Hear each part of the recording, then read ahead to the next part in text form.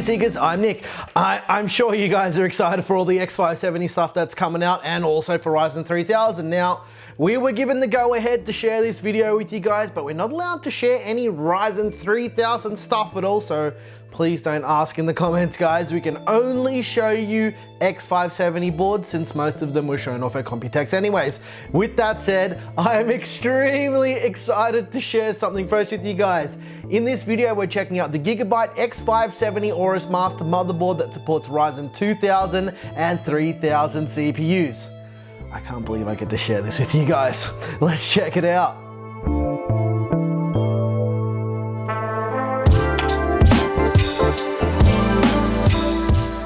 Just before we start this video, I just want to make it super clear that our motherboard videos aren't reviews. They're just overviews so you can get an idea of the feature set with these boards and what physically comes in the box when you buy a brand new motherboard. Let's check out our first X570 board. I'm so keen, let's do it. Oh, it's about that time for the X570 AORUS Master. Okay, let's get this guy out of the box. Now, this is retail packaging for this motherboard, so everything you see right now is what you get when you buy it. Okay. Alright, first things first are these AORUS stickers. Yeah, they've been doing this in their AORUS boards for a little while now, and yeah, like the sticker says, no trespassing. Team up, fight on. Okay, what else have we got in here? Oh, we have the multilingual installation guide, which will help you install it in multiple languages. Pretty straightforward. We have the X570 AORUS Master user manual. Now, this will help you if you want to do some overclocking and just knowing what everything is on the motherboard. Okay, now we've got this round circular device. I don't know why they keep including these.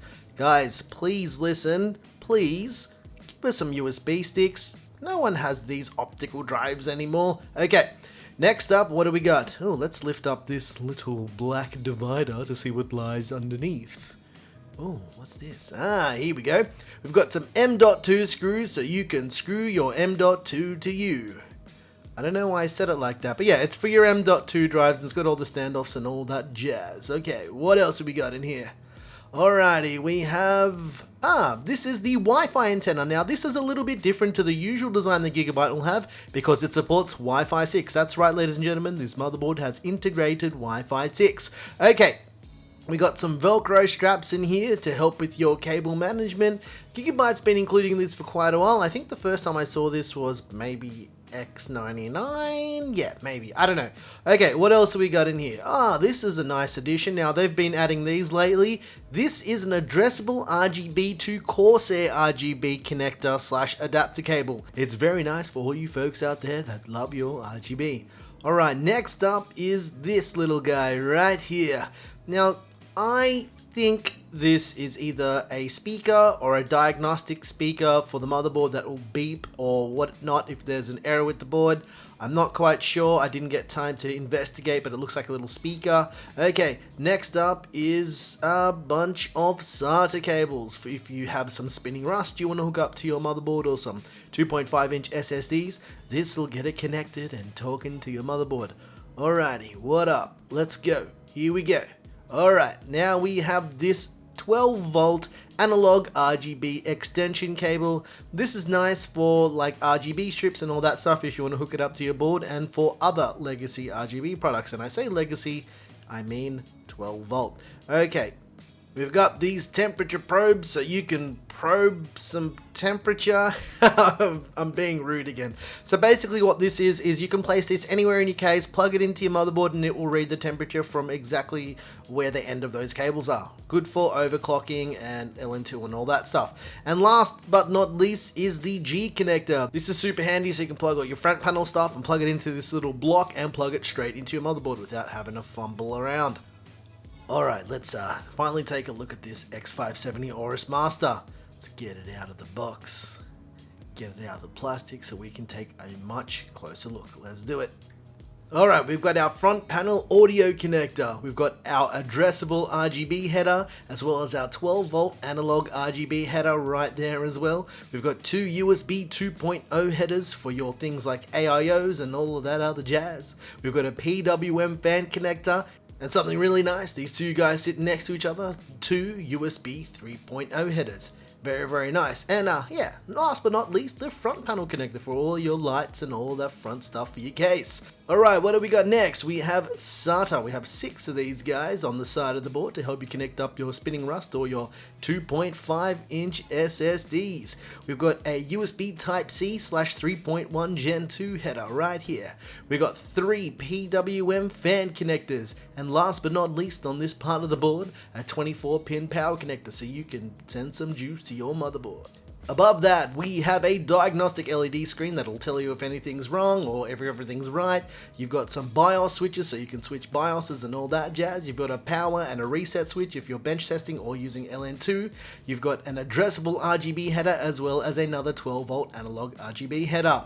There's a CPU fan header so you can put a fan on your CPU and an AIO pump connector or the CPU opt connector.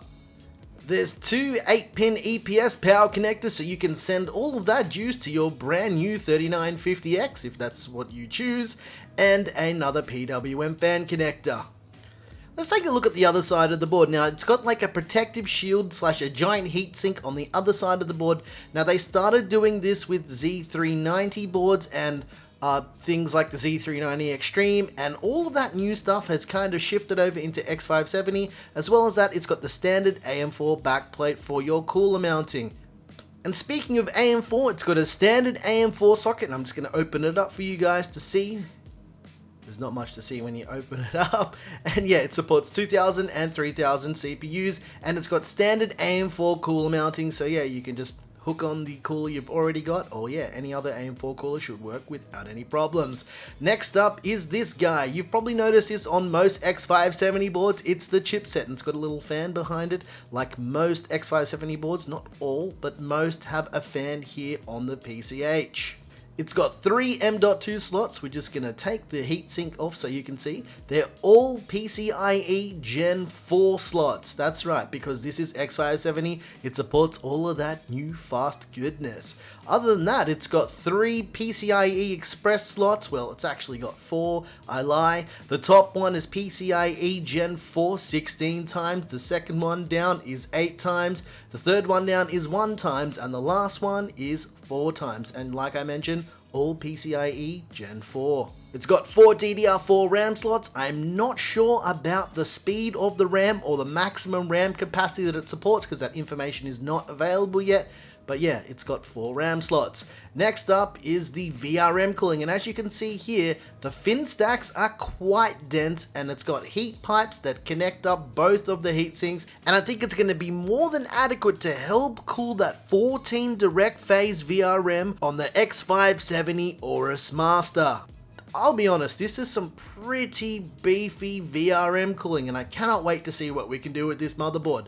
Alright, on the back we've got the Q Flash Plus button, we've got a clear CMOS button, we've got the Wi-Fi antenna connectors, and from memory this board does support Wi-Fi 6, but I could be wrong, I can't remember. There's some USB ports. You've also got USB 3.0 ports and one for BIOS flashing. You've got USB 3.1 Gen 2 Type A ports, 2.5 Gigabit Ethernet, USB Type-C 3.1 Gen 2, and that ESS Sabre Hi-Fi 7.1 audio interface.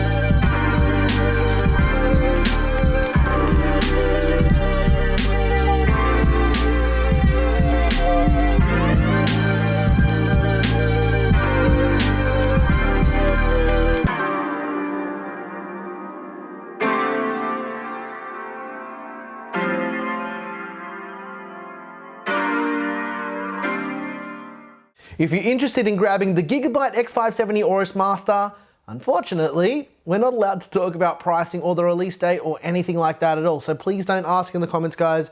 You'll literally be wasting your time. Now, all I can share with you guys is basically just this video, and I'll update the description of this video when we're allowed to share any info about the board. Anyway, if you like this video, please like and subscribe. If you didn't like this video, you know what to do. Tell us what you hated about it. Once again, thank you so very much for watching. I'm your boy Nick with Gear Seekers. You peek, we seek, and X570. Sorry, I'm really excited for all this new stuff. I can't wait to share more with you guys. Thanks for watching.